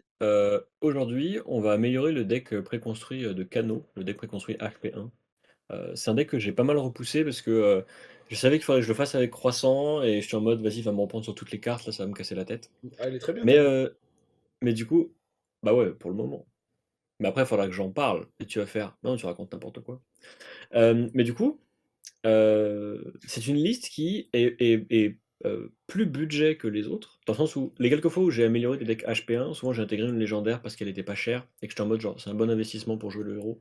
Là, la réalité, c'est que la légendaire pour aller avec Kano, c'est Stormstriders et c'est un peu comme New Horizon. Depuis Islander, c'est super cher, mais on n'a pas vraiment de raison de valoir aussi cher en vrai, parce que bah, c'est des decks qui n'existent plus, mais passons. En vrai, vous n'avez pas besoin de la carte pour jouer Cano en Blitz, même si la carte est extrêmement forte, vous facilite énormément la vie, vous Ouais. donne des games de manière gratos, devrait être ban et broken, mais vous pouvez Mais gagner sinon, sur ça le va. deck.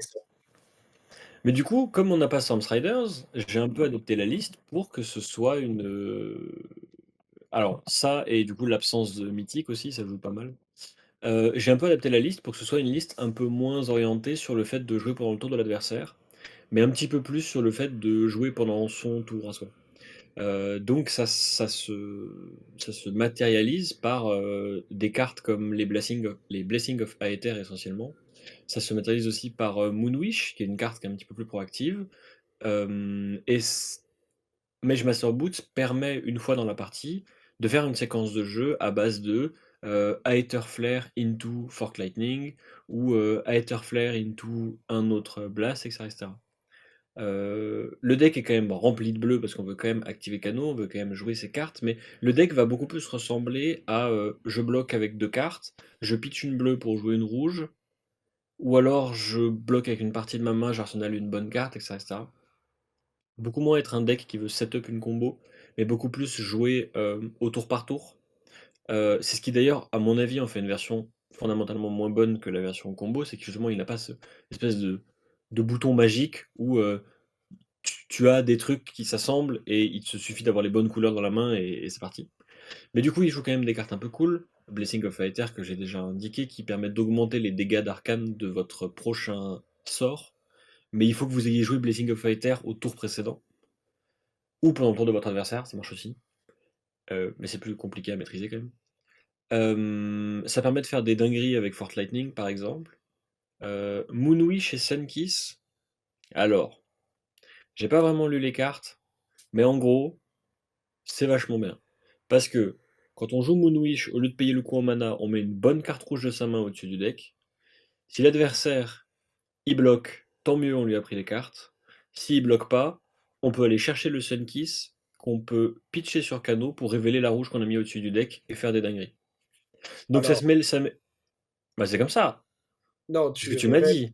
Oui, mais tu révèles la rouge avant d'aller chercher Sunkiss. Faut que tu aies une autre bleue dans la main. Parce que sinon, tu tutos Sunkiss, tu mélanges, t'as plus la rouge on top. Ouais, t'as raison. Non mais tu C'est vois, toi les judges. c'est pour ça que je disais vas-y, vas-y, ce deck de c'est mort.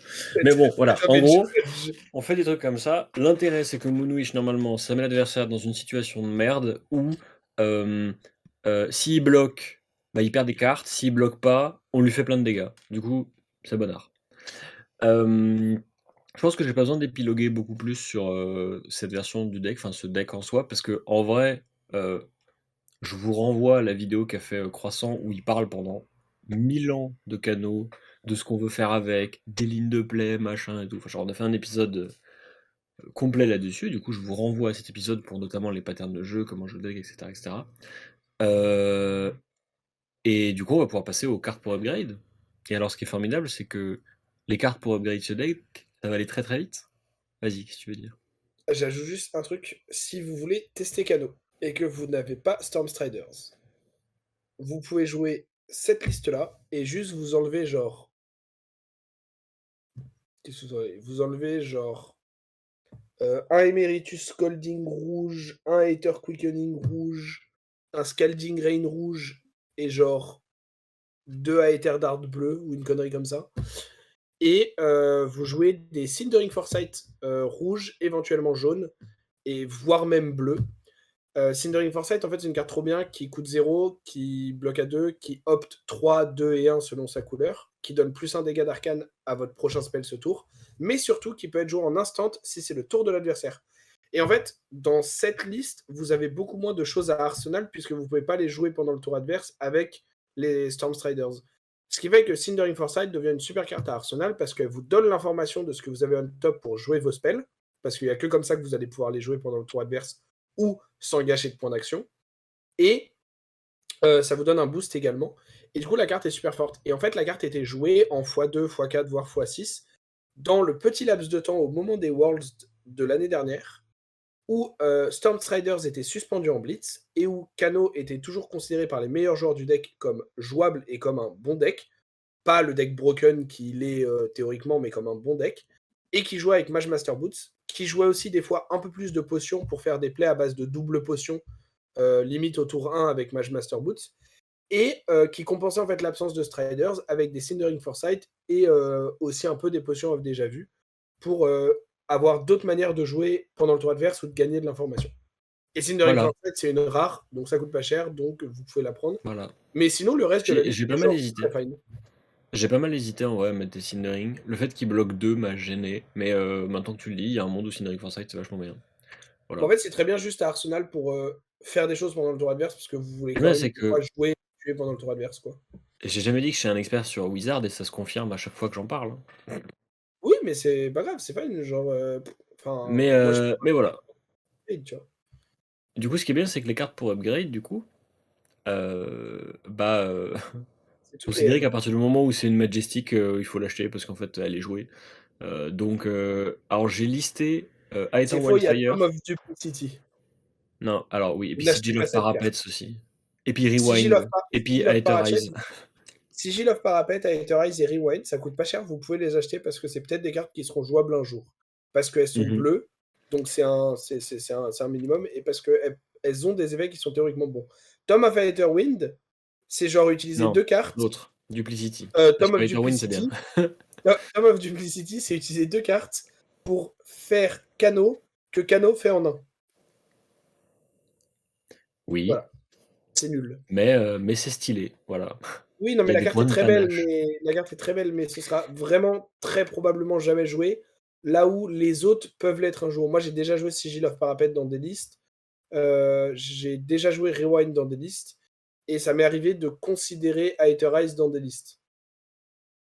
Ceci Donc, étant, la Majestic la plus importante pour le deck, c'est Blazing Aether. Genre, c'est oui, littéralement la plus importante. Genre, s'il y en a une à acheter, c'est celle-là. Ensuite, c'est les Sun in Lava, parce que les Sun in Lava va tuto les Blazing Aether. Ensuite, c'est les tomes, Tome of Yandal et Tome of Aetherwind. D'ailleurs, Gaze vu le à mort prix, en Tom of Yandal, je pense. oui, bah en fait, vu le prix des Tome of Yandal, prenez les Aetherwind, puis les Gazy Ages. Ensuite, on prend les Tome of Yandal, et ensuite on peut compléter avec Sonic Boom, Swell Tidings, Chain Lightning, qui sont d'excellentes cartes pour le deck, mais qui vont être des cartes qui me semblent moins clés que le sont les tomes, Blazing Aether et les Sun in Lava. Je suis J'ai d'accord. listé Aether Wildfire parce que si vous souhaitez jouer le héros en construit, alors, la carte est bannie en blitz, mais En construit, ça reste toujours la carte clé du deck et c'est toujours la carte la plus importante avec Blazing Aether pour tuer votre adversaire. Donc si vous vous intéressez vraiment au Wizard et si le but c'est de prendre le deck en main pour peut-être le jouer en construit, regardez les Aether Wildfire quand vous en avez l'occasion et prenez-les. J'ai aussi indiqué une Nourishing Emptiness parce que ça fait partie des choses qui vont et viennent dans les listes de Wizard, c'est le fait d'avoir une seule attaque dans le deck et qu'elle soit super bien parce qu'elle a dominate, qu'elle vous fait piocher plein de cartes, etc. etc. J'ai aussi listé une fable, ce qui est assez rare parce que, genre, il n'y a pas beaucoup de fables qui sont requises d'une certaine manière. Mais Eye of Ophidia fait partie des fables qui ont souvent été jouées, qui sont souvent jouées dans Cano, parce que bah, c'est une bleue qui opte 2 en fait, donc ça fait exactement ce que veut faire le deck. Principal défaut de la carte, c'est qu'elle bloque pas et que c'est un whiff sur Cano, mais l'intérêt de C'est opt souvent 2 avec une compensé. random bleue, ouais voilà, ça compense quoi. Évidemment, l'équipement le plus important pour le deck, c'est Stormstriders, suivi, selon moi, de Metacarpus, et suivi juste après de Final Spring Tunic, parce que, alors, ça n'est pas requis pour jouer Cano, dans le sens où Spellfire Cloak remplace extrêmement bien Fiendal Spring Tunic, mais vous allez avoir des match-ups où Fiendal Spring Tunic va générer 2 à 3 ressources, là où Spellfire Cloak en aurait généré qu'une seule à un moment donné. Du coup, les deux se valent pas, mais font des choses différentes. Si vous avez l'occasion d'acheter une tunique, c'est toujours bien, mais c'était pas fondamentalement requis. J'ai aussi indiqué Alluvion Constellas parce que avec Winning Moon, c'est les armes qui sont utilisées dans les miroirs et contre Islander. Euh, Islander qui est Living Legend en Blitz, non? Oui.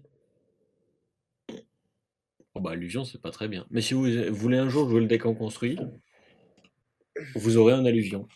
Alluvion, ça Voilà, coûte surtout que c'est vraiment pas très Ouais, cher, c'est donc ça, c'est une c'est légendaire qui un bon coûte pick-up. genre une trentaine d'euros à tout péter. Donc en fait, si vous avez l'occasion de mettre la main et si le deck vous intéresse, bah, profitez-en pour la prendre, ce sera une carte Puis, de side. Voilà. puis sans dire la...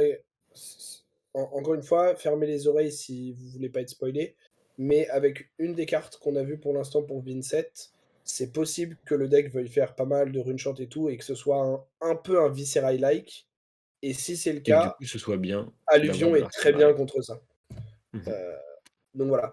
Juste, j'ajoute un tout petit peu pour la tunique. Actuellement, en Blitz, je me demande si je la jouerais sur ne serait-ce qu'un seul match-up. Donc vraiment, c'est pas un pick-up important au départ, surtout vu son prix. Si Mm. vous comptez jouer en CC et jouer autre chose que Cano et que vous avez les sous pour la prendre, prenez-la. Là, Parce que en comme fait, on le c'est un voit, en fait, staple générique. à plein de fois, on a dit oh, elle va descendre, oh, machin, et en fait, elle fait que remonter parce que genre la carte est juste trop forte et irremplaçable. Pas Mhm. irremplaçable parce qu'elle fait un truc unique, mais irremplaçable parce qu'il n'y a rien de mieux en fait. Et s'il print un Oui, truc mieux, ça risque d'être broken. Et donc, j'espère qu'ils vont pas print mieux.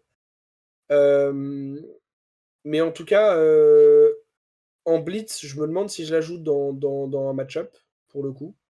Enfin, je la joue sûrement dans un ou deux match-up, mais c'est pas nécessaire du tout. mais c'est des Et en, match-ups où Cloak est aussi bien en fait. Juste, tu joues un peu ouais, différemment. et en construit, je pense que le seul match-up où vraiment je veux absolument Tunic et pas Cloak, c'est contre Holdim. Tous Mhm. les autres, si j'ai Cloak, je suis soit très content, genre plus qu'avec Tunic, soit très ok. Il y a des match-ups où je préférerais avoir Tunic que Cloak, mais si j'ai pas de Tunic parce que j'ai pas 200 balles, tous les match-ups sauf Holdim, je serais content avec Cloak quand même. Mhm. Donc, même pour le construit, c'est pas. Enfin, vraiment, genre, prenez votre playset de Wildfire, votre playset de Gaze, votre playset de Lesson et de Blazing et tout ça avant d'investir sur une tunique. Si votre but, c'est uniquement de jouer Cano en CC, si votre but, c'est de jouer tout court, prenez tunique avant quoi que ce soit d'autre quasiment. Mais voilà, si le but, c'est vraiment sur Cano, tunique est pas du tout indispensable, loin de là. Faut vraiment pas que ce soit. Enfin, ça doit pas être une barrière pour vous, quoi. Voilà. Et bien sur ce, je pense qu'on peut conclure. Ouais, tu vois, ta liste, elle était OK. J'ai pas trop rouste. Oui, Franchement, ça allait. oui. Non, mais c'est vrai. Oui, oui. Bah, en fait, ce qui est amusant, c'est que il y a quand même pas mal de cartes qui sont bannies en Blitz pour Cano. C'est-à-dire Ouais, Snapback rendez-nous et snapback, Steers, rendez-nous steer. les Styr, qui en fait auraient été des cartes qui auraient été parfaites dans une Oui, version un peu commoner, genre un peu budget, parce que c'est vraiment des cartes qui valent rien mais qui sont super cool et qui font des trucs un peu splashy. Snapback, c'est Mais trop bien. bon, bah, elles sont bannies, donc c'est comme ça. Donc ça a été assez rapide de faire la liste. Mais sur ce, on va pouvoir dire au revoir à nos chers auditeurs. Oui. Merci de nous écouter toutes les semaines, si vous le faites. Et si vous le faites pas, merci de nous avoir écoutés cette fois-ci. On vous dit à la semaine prochaine. euh, Idéalement avec Otal, idéalement à 3, ce serait formidable, mais on verra ce qu'il en est. Et voilà, à la semaine prochaine tout le monde.